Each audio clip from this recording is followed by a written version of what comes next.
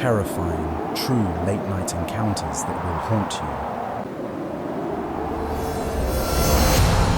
Part 1. The Lonely Ranch and the Mysterious Visitor. Jack Turner lived a solitary life on a sprawling ranch in rural Montana. At 47 years old, he had spent most of his adult years in this quiet, isolated place, where the sound of the wind was often the only thing that broke the stillness.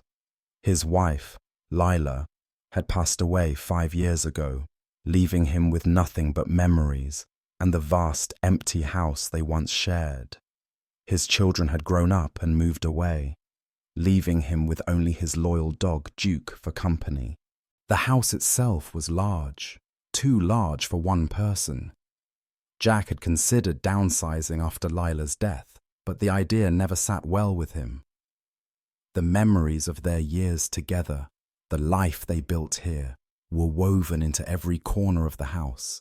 The thought of leaving it behind, even to find something smaller, felt like an abandonment of what they had once shared. For Jack, the long, lonely nights were the hardest part. He kept to a routine, work in his garage during the day, followed by a walk around the property after dinner.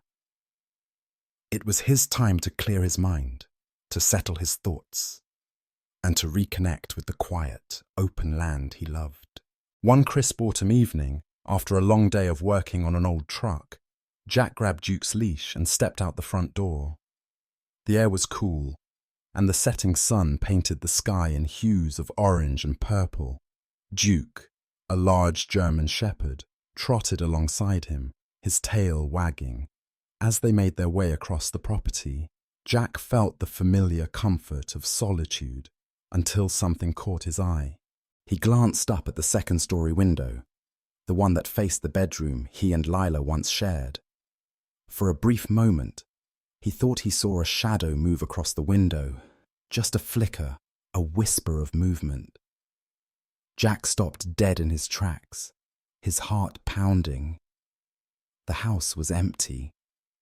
He hadn't been up in that room in years, not since Lila passed. There was no reason for anyone to be there. His first instinct was to dismiss it. It must have been the light, the angle, something natural. But a sense of unease gnawed at him, and the longer he stood there, the more his mind began to spiral. Had someone broken in? Was there an intruder in his house? Jack's pulse quickened. Without thinking, he rushed back inside, Duke following close behind. His feet pounded against the hardwood floor as he raced upstairs to the bedroom. He pushed the door open, half expecting to find someone waiting inside, but the room was just as he had left it. Dusty, empty, and full of silence. The bed was undisturbed, the dresser untouched. The anger Jack felt in that moment was overpowering. Who would trespass on his property? Who would invade the sanctity of the home he had shared with Lila? He searched every room, every closet, every corner, but found nothing. Nothing was out of place. Nothing to explain the shadow he thought he'd seen.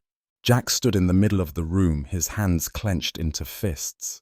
He felt foolish for letting his imagination run wild, but deep down the unease remained. He couldn't shake the feeling that something, or someone, had been there. The following night, Jack woke suddenly to the sound of Duke growling softly from the foot of the bed. The low, deep growl vibrated through the quiet room, sending a chill down Jack's spine. He sat up, his senses alert. It wasn't like Duke to growl without reason. "Duke," Jack whispered, his voice tight with apprehension. Duke's growl grew louder, more insistent, his eyes fixed on the doorway to the hallway. Jack strained his ears, listening. At first, he thought it was just the house settling, the creaks and groans of an old building, but then he heard it. Footsteps. Soft, slow footsteps coming from upstairs, directly above his bedroom. Jack's heart raced. He grabbed the flashlight on his nightstand and stood, his body tense with anticipation. The footsteps continued, deliberate and steady. Whoever or whatever was up there wasn't trying to be quiet. He hesitated for a moment. Should he grab his rifle from downstairs? No, he didn't want to escalate the situation, not without knowing what he was dealing with. He was a man of action, not of fear. He gathered his courage and ascended the stairs. When he reached the top, he checked every room. Again, everything was normal. The house was empty. Yet, the feeling of being watched hung heavily in the air. The footsteps, the strange shadow in the window, the growling dog. It was all starting to feel like something much darker was unfolding. For Jack, the isolation was no longer just about being alone. It was the constant battle between grief and fear. The house, once filled with love and laughter, now felt like a tomb, haunted by the memories of his wife. The thought that someone, something, was violating that sanctity made his blood boil. But underneath the anger was something deeper, the fear of losing control, of being vulnerable in a place that should have felt like home. The nights grew colder, and the unease in the house only deepened. Jack couldn't escape the feeling that something or someone was out there. But he refused to leave. He refused to let fear dictate his life. Part 2. The Roadside Encounter at Midnight. As Sarah Montgomery continued her long haul across the lonely stretch of highway, she could feel the fatigue pressing on her.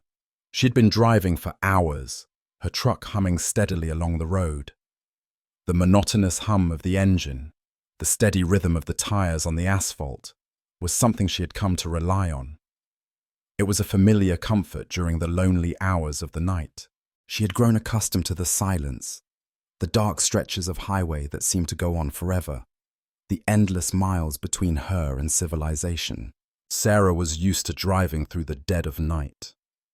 The world outside her cab was always quiet at this hour, save for the occasional flicker of a passing car's headlights or the distant glow of a lonely street lamp. She often felt like she was the only soul left in the world. The roads were deserted, the gas stations few and far between. Her schedule, though grueling, had become second nature to her, and she knew the risks. Every trucker did. The highways at night could be as much a blessing as they were a curse. There were no distractions, no rush of impatient drivers, just the open road and the solitude. But sometimes that silence felt oppressive, and tonight it felt a little too quiet.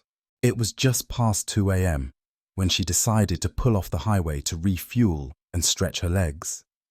There was a small, isolated gas station off the main road, barely visible from the highway, with only a few trucks parked under the dim light of the station's canopy. The fluorescent lights buzzed faintly above, casting long shadows over the empty lot. Sarah had stopped at this station dozens of times before. It was one of the few places she could count on for a quick break before continuing her journey. But tonight, something felt off. She parked her rig near the pump, the sound of the engine cutting off ringing in her ears. The air was still, the kind of stillness that made every small sound feel magnified. Sarah grabbed her purse and stepped out, the cool night air hitting her face. The station was completely deserted except for the occasional hum of the lights above. A few trucks were parked, their drivers either inside grabbing coffee or taking a nap.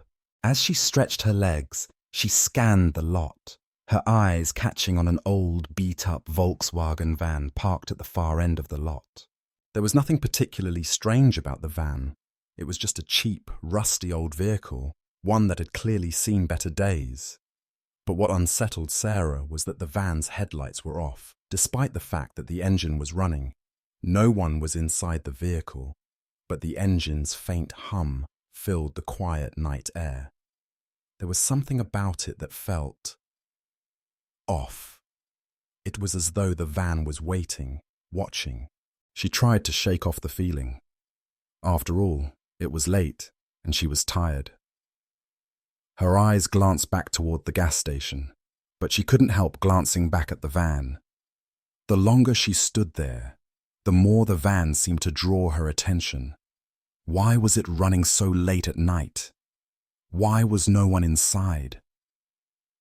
The feeling of unease prickled along her skin, but she forced herself to ignore it, chalking it up to a lack of sleep. She was overthinking it. But just as she was about to walk back toward her truck, she saw movement. A figure appeared in the shadows next to the van. A man, tall and thin, wearing a dark hoodie, stepped into view. He was standing by the driver's side door, but he wasn't doing anything. He was simply standing there, staring at her. His face was mostly obscured by the hood, but Sarah felt his gaze locked on her. It wasn't a casual glance, a fleeting look. It was a stare, a lingering, unnerving stare. Sarah's heart skipped a beat.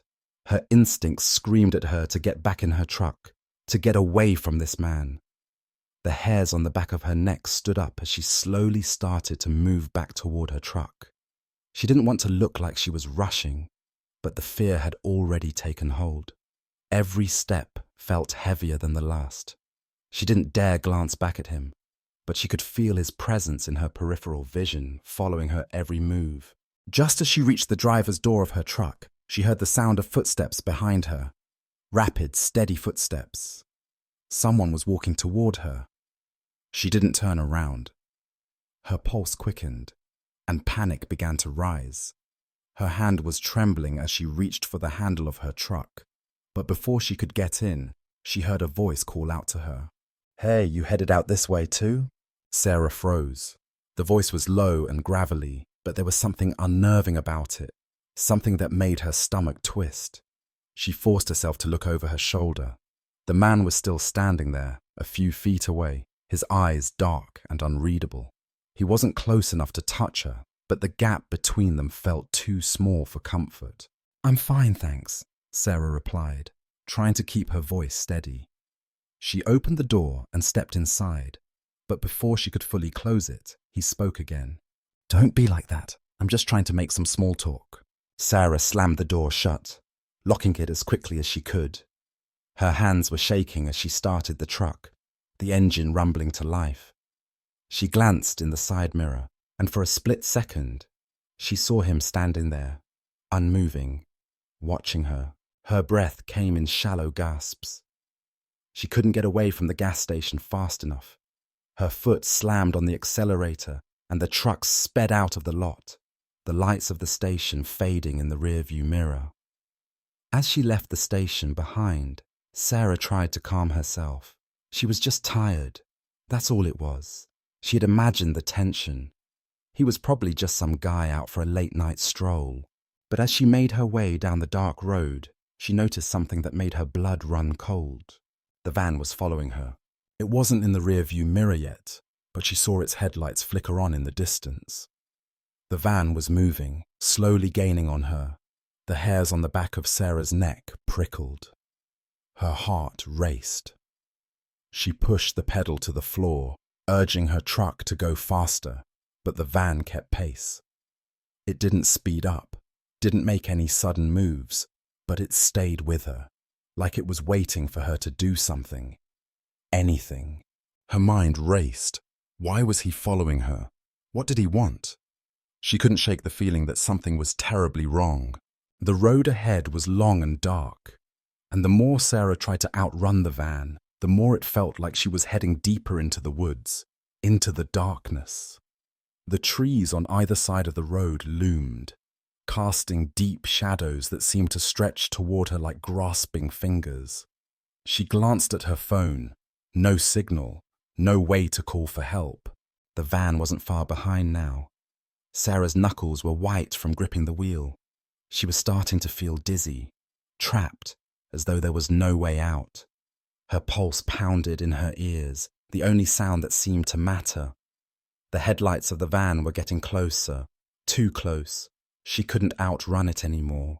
In a moment of sheer panic, she swerved sharply to the right, pulling off the road and onto a smaller gravel path. The truck bounced and jostled as she sped down the narrow, uneven path, the sound of her tires kicking up gravel filling the air. For a moment, she thought she had lost the van. But when she looked behind her, the headlights were still there, following her. As she rounded a corner, the truck sputtered and jerked, the engine making a strange noise. Her heart sank.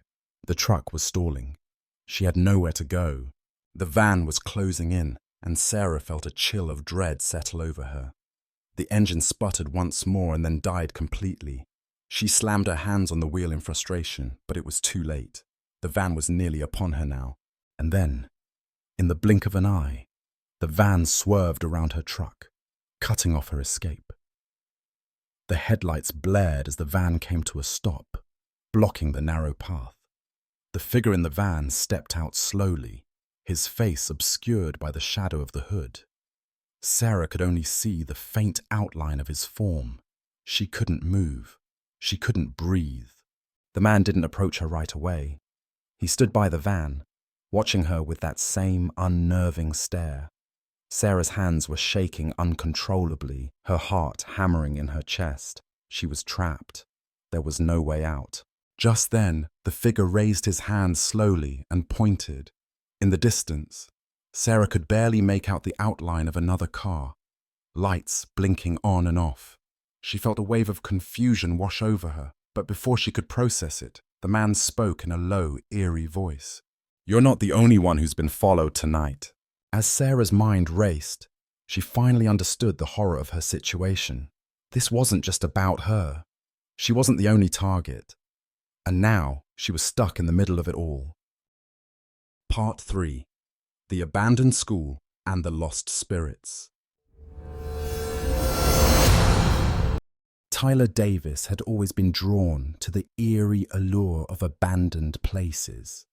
At 22, he and his friends, Emily, James, and Cara, made it a weekend ritual to explore forgotten buildings. Places left behind by time, where the echoes of the past seemed to hang in the air. They enjoyed the thrill of sneaking into decaying structures, but there was something more to it than just the adrenaline. It was the curiosity of what remained in those silent, abandoned spaces, the memories, the stories that time had erased but never truly removed. When Tyler first heard about the old school in Mapleton, upstate New York, he was immediately intrigued. The building had been closed years ago after a fire ravaged its upper floors. For years, rumors had circulated that the school was haunted. Some said it was the spirits of former students who never left. Others whispered about the tragedy that had taken place inside. But Tyler didn't believe in ghosts. Not really. He was more interested in the history, the decay, the sense of isolation that came with these forgotten places. On a crisp fall evening, after a few weeks of hearing stories from locals about the school, Tyler decided it was time to investigate. He called up Emily, James, and Cara, and as usual, they were eager to join. There was a sense of camaraderie among them, a shared excitement, but also a feeling of unease. They were all used to urban exploration, but something about this place felt different. Maybe it was the history of the school or the way the locals spoke about it, but Tyler had a feeling that this trip would be unlike any other.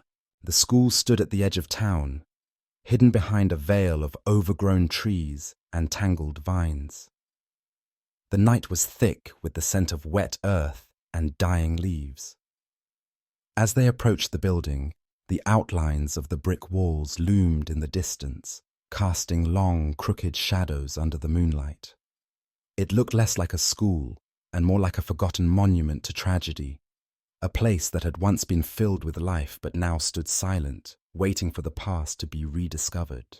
They climbed over the rusted gate that led into the schoolyard. The fence, covered in ivy and broken in places, seemed like an afterthought, as if nature itself had begun to reclaim the space. The windows of the building were boarded up, but the small side door at the back was cracked open, just enough for them to slip inside. The moment they entered, the air grew colder. The temperature drop was immediate and noticeable. It wasn't just the chill of the night, but something else, an oppressive, damp cold that seemed to seep into their bones. The silence inside the school was suffocating. There were no sounds of animals scurrying, no rustling of wind through the trees. Just silence. The kind of silence that presses in on you, making you feel like you're no longer alone. Inside, the school was even worse than they had imagined. Desks were overturned, papers littered the floor, and old blackboards were covered in cracked, faded chalk marks. The halls seemed endless, stretching far into the darkness. The only light came from their flashlights, which flickered occasionally as they moved through the building. Tyler led the group deeper into the school, the beam of his flashlight cutting through the dark. They entered the old classrooms, each one more unsettling than the last. Broken chairs, shattered glass, and the remains of what looked like old science projects lay abandoned in the corners. Yet it wasn't the physical decay that bothered Tyler. It was the feeling in the air, the sense of history, of lives lived and lost, still clinging to the walls like cobwebs. The deeper they went, the more intense the feeling became. Kara, usually the bravest of the group, started to lag behind. Her flashlight darted around the room, her body tense. "Do you feel that?" she whispered. Tyler nodded, but didn't answer. He didn't want to acknowledge the growing unease in his stomach. After what felt like hours of wandering through the dark, they came to a hallway at the end of the building. This one was different. The walls here were covered in strange markings, symbols that Tyler couldn't recognize. They were crudely etched into the plaster, as if someone had tried to scratch them into existence. At the end of the hallway there was a door, half open, with a faint light flickering from inside. It was an old classroom. Tyler pushed the door open and they stepped inside. This room was different from the others. It felt alive, as if it had been left frozen in time. The desks were arranged in neat rows, but they were covered in dust, as if they hadn't been touched in years. There was a large chalkboard at the front of the room, and written on it in faded white chalk was a single chilling message. They never left. Tyler's breath caught in his throat. He felt a sudden, inexplicable shiver run down his spine. The others were silent, their faces pale as they looked around. Emily, the most level-headed of the group, spoke first. "This isn't funny, Tyler. Let's go, now." But Tyler, driven by an insatiable curiosity, walked closer to the chalkboard. As he reached out to touch it, the room seemed to grow colder, the air thickening with something heavy, something dark. He turned back to the group, about to speak when they heard it, the sound of footsteps above them. At first it was faint, just the softest echo, but as the seconds passed, the sound grew louder, more deliberate. It was unmistakable. Footsteps. Heavy, slow, as if something, was walking above them. They all froze, listening. The footsteps continued, one after the other, the sound moving closer and closer to the stairs that led to the second floor. "Let's get out of here," James said, his voice shaking. He was no longer the confident, adventurous friend he had been when they first arrived. Fear was etched on his face, and Tyler could see the panic beginning to rise in the others.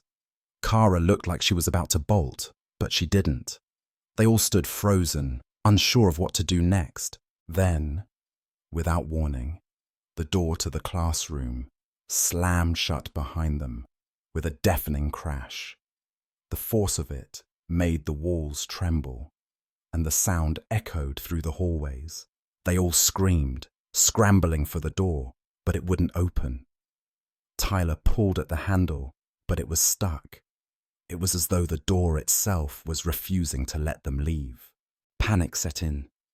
They were trapped. The footsteps from above grew louder, now accompanied by something else. Whispers. Faint, unintelligible whispers that seemed to swirl around them, rising in volume. The temperature dropped further, and Tyler could see his breath condensing in the air. "What the hell is happening?" Kara screamed, her voice high with terror. She began to pound on the door, but it wouldn't budge. And then Tyler saw it. At the back of the room, near the window, a shadow moved. It was a figure, tall and gaunt, barely visible in the dim light. It was standing motionless, just watching them. "Who's there?" Tyler called out, but the figure didn't respond. It didn't move. It simply stood, staring, as the whispers grew louder. The shadow seemed to grow darker, consuming the room. Without warning, the figure stepped forward, its face obscured by shadows. It was too dark to make out any details, but the sense of malice radiating from it was undeniable. The air was thick with fear as the whispers escalated into a cacophony of voices, each one demanding something Tyler couldn't understand. Just then, the door flew open with a loud bang, and the group rushed out of the room, running down the hall as fast as they could. But the footsteps followed them, echoing in their wake. They didn't stop until they reached the entrance. When they burst out of the building, gasping for air, the night seemed to press in on them. The air was still, and the school loomed behind them, silent once again. But the feeling of being watched, of something lingering in the dark, stayed with them. They didn't speak as they drove away, each of them lost in their thoughts, unable to shake the image of the figure in the classroom. It wasn't until much later, when they had returned to their safe homes, that Tyler began to think about the meaning of what had happened. The whispers, the shadow, the feeling of being trapped in a place that shouldn't have been disturbed. Whatever had been in that school, whatever spirit or force, was still there, still waiting, and it would never let them forget. Part 4. The Silent Forest and the Watcher in the Trees. Liam Clarke had always felt a profound connection to nature. The woods, the mountains, the rivers, they were his sanctuary. Growing up in the small town of Redwood, nestled deep in the Pacific Northwest, he had spent countless hours hiking through the dense forests that surrounded his home.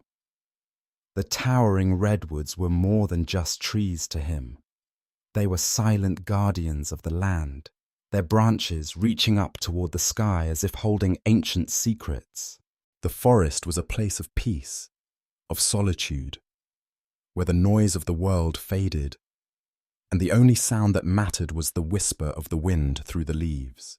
At 28, Liam had become an avid hiker, a true outdoorsman.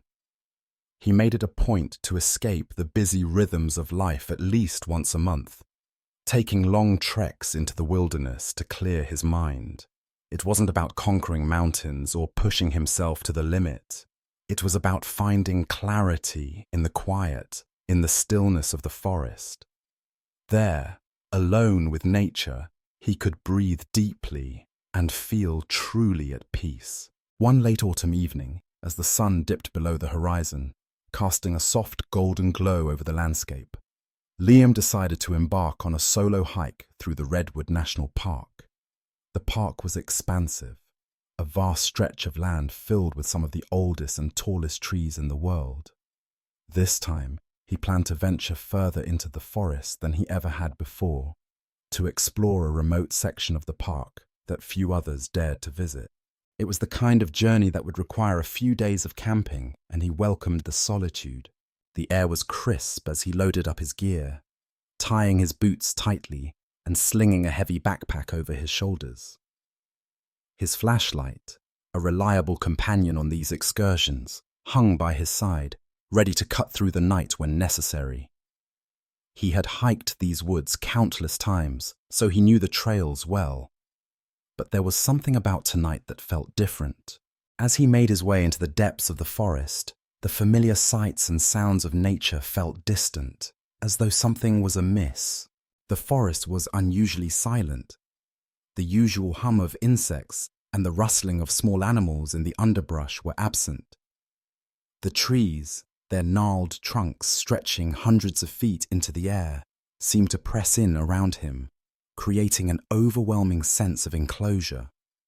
Despite the beauty of the landscape, Liam felt a tightening in his chest, a subtle unease he couldn't shake. The path he followed grew narrower and more overgrown as the evening wore on.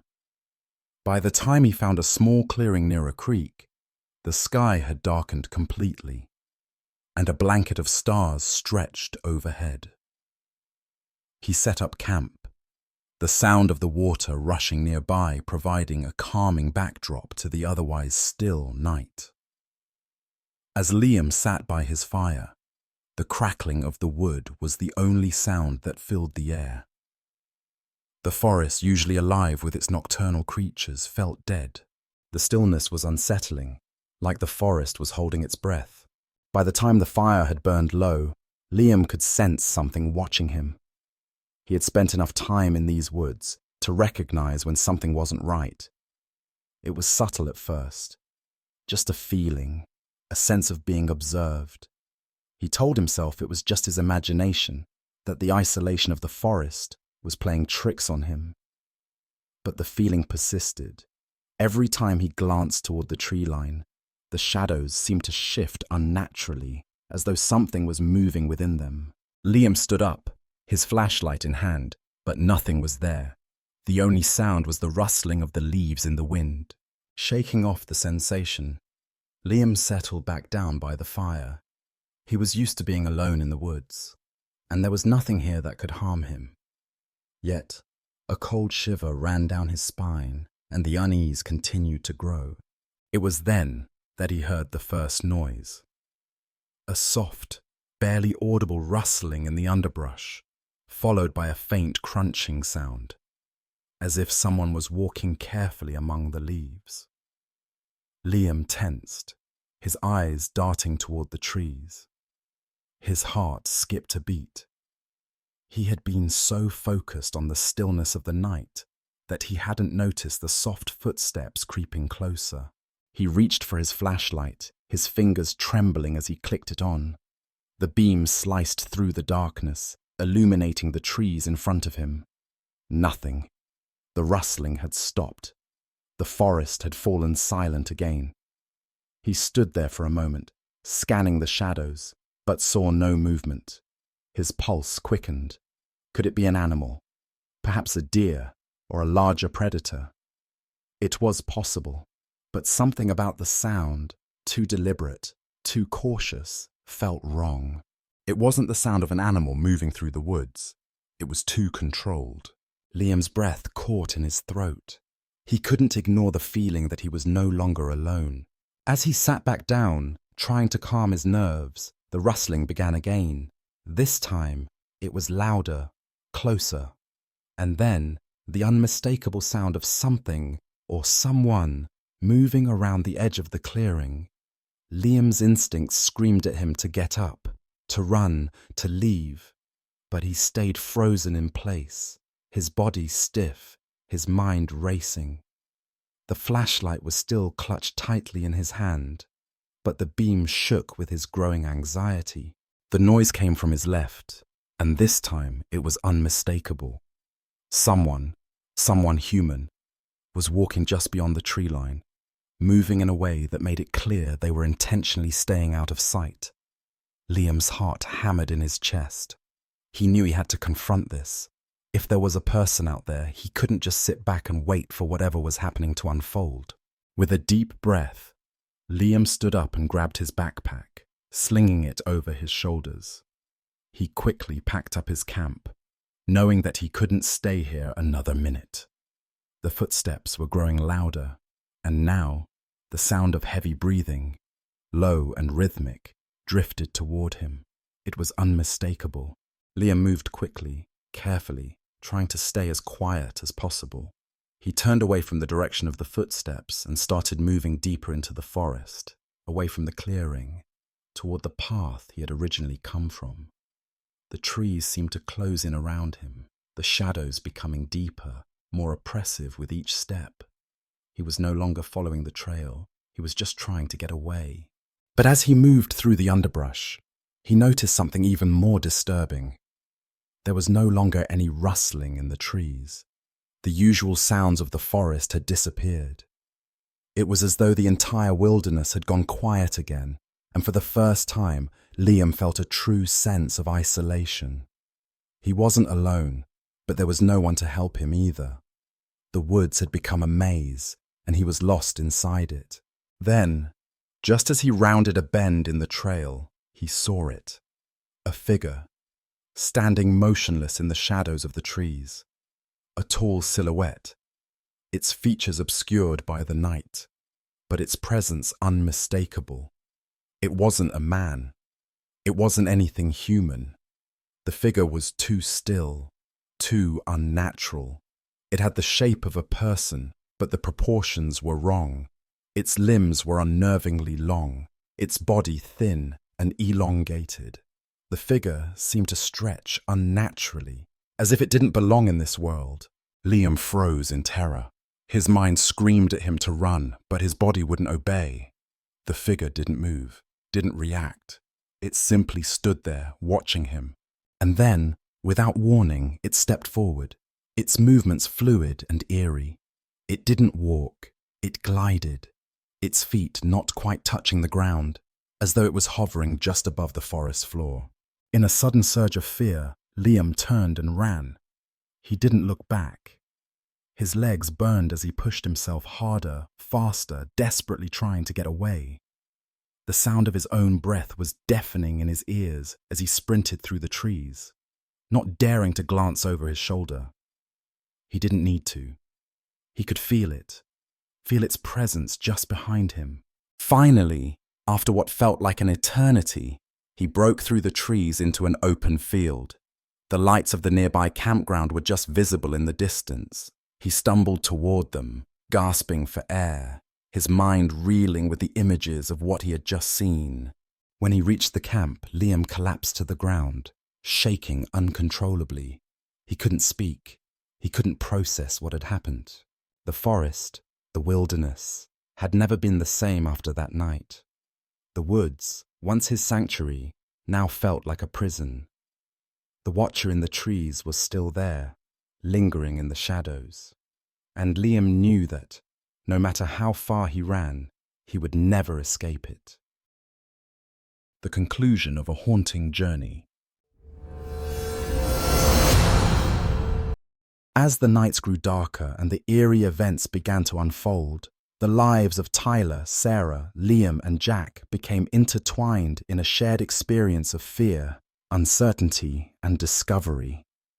Each of them embarked on a journey that tested their courage, their beliefs, and their sense of safety. What started as simple curiosity, a search for adventure, or a desire to find peace in solitude, ultimately turned into something far more terrifying and unexplainable.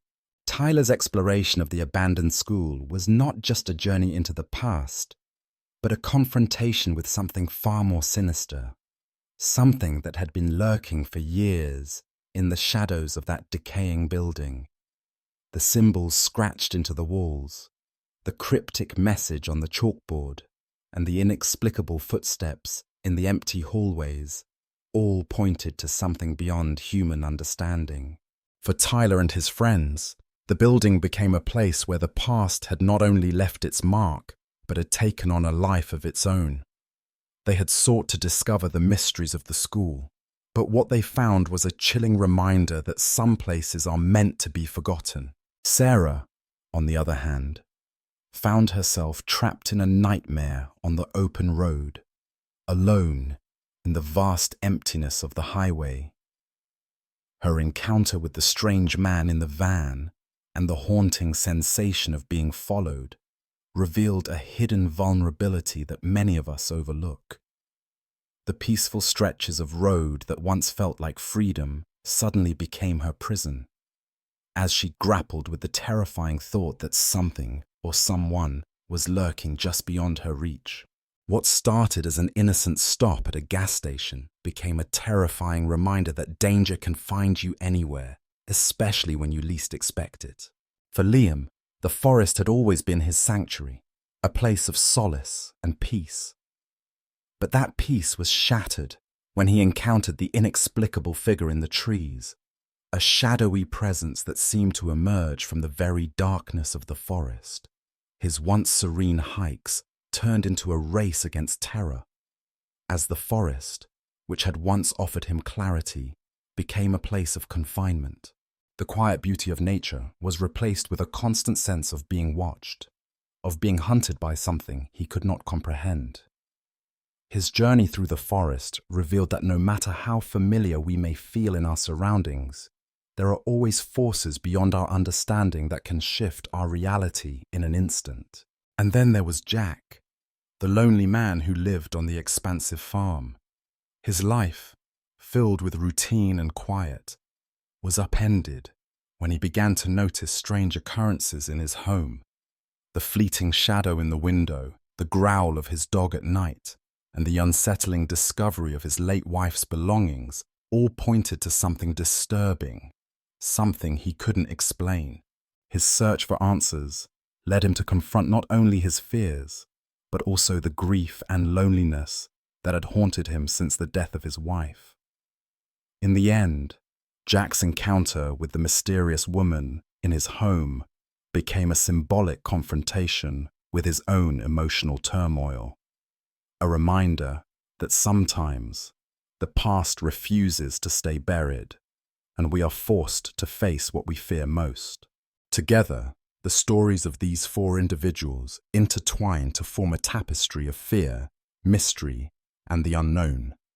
They each encountered something that pushed them beyond their limits, that forced them to confront their own vulnerabilities, and that left them questioning the very nature of reality.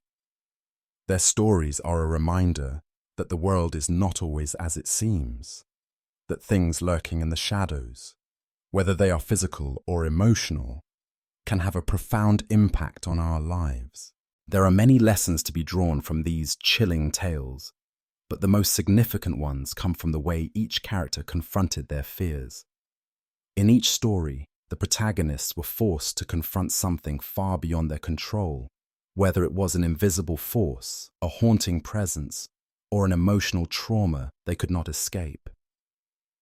Through their experiences, we learn that fear is not something to be ignored or brushed aside. It is a powerful force, but it is also a force that can be faced head-on if we are willing to confront it. The power of curiosity and exploration. Tyler's journey into the abandoned school highlights the power of curiosity and the dangers of seeking out the unknown without fully understanding what lies ahead. Curiosity is a powerful force that drives innovation and discovery, but it also comes with risks. We must be mindful of what we choose to explore and recognize that some things are best left untouched. The lesson here is about balance. Exploring the unknown is a part of growth, but sometimes our curiosity can lead us into situations that are beyond our control. It's important to know when to turn back. The unseen dangers in our everyday lives. Sarah's roadside encounter serves as a reminder that danger can strike when we least expect it. The quiet stretches of the highway, the solitude of the night, these things that once felt safe and comforting became her worst nightmare. This is a stark reminder that we must stay vigilant, even in the most mundane parts of our lives. Whether on the road, at home, or even in places we feel most comfortable, there are unseen forces that may threaten our peace. It's important to trust our instincts and recognize when something doesn't feel right, and always be prepared to protect ourselves. The disquieting nature of the unknown. For Liam, the forest was once a sanctuary, but the figure in the trees made him realize that the unknown can take many forms, and sometimes it is far more dangerous than we anticipate. The lesson here is that even the most familiar places can hide unexpected dangers. The unknown isn't always something far away. It can be right in front of us, hidden in plain sight. Facing the unknown is inevitable in life, but it's how we respond to it that defines us. Fear may paralyze us, but courage is what allows us to move forward, even when we can't see the way. The lingering effects of grief and loss. Jack's experiences on his farm were a direct confrontation with grief. The death of his wife left him in a constant state of emotional turmoil, and it wasn't until he was forced to face the haunting presence in his home that he began to confront the depth of his loss. This lesson teaches us that grief doesn't go away on its own. It lingers, and sometimes it manifests in unexpected ways. In order to heal, we must face our grief head-on, no matter how painful it may be. Running from our emotions only makes them more powerful, and it is only through acceptance and confrontation that we can truly begin to heal.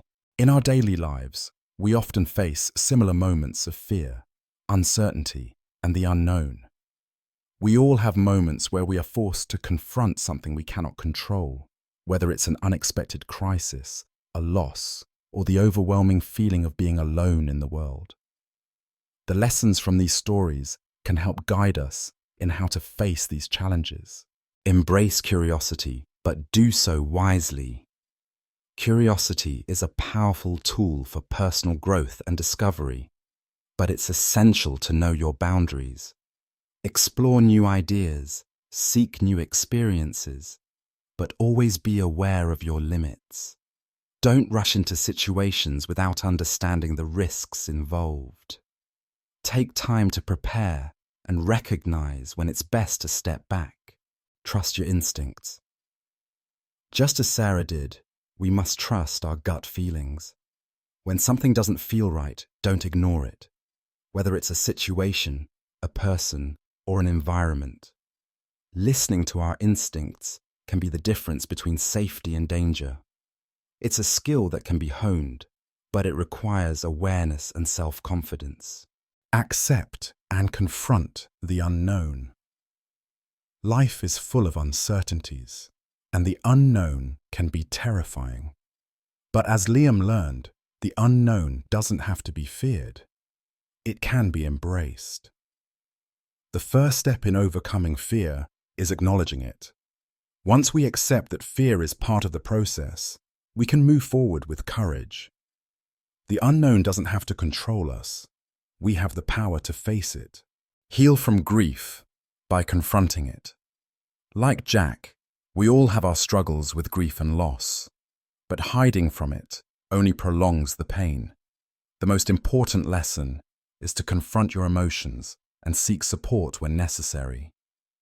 Healing doesn't come from running away. It comes from allowing yourself to feel, to mourn, and to find a way to move forward with the pain. If you found value in the lessons from these stories, I invite you to subscribe to our channel. By subscribing, you not only support our ability to bring you more chilling, thought-provoking tales, but you also become part of a community that thrives on understanding the deeper meanings behind these stories. Your support will inspire us to keep exploring the unknown, to keep sharing stories that challenge us to grow, face our fears, and find strength in the most unexpected places. So, if you want to hear more stories that push the boundaries of fear and self-discovery, hit that subscribe button, share your thoughts in the comments below, and stay tuned for the next thrilling chapter. Your support keeps us going. Together, we'll continue to explore the darkness and uncover the light that lies within it. Thank you for being part of this journey.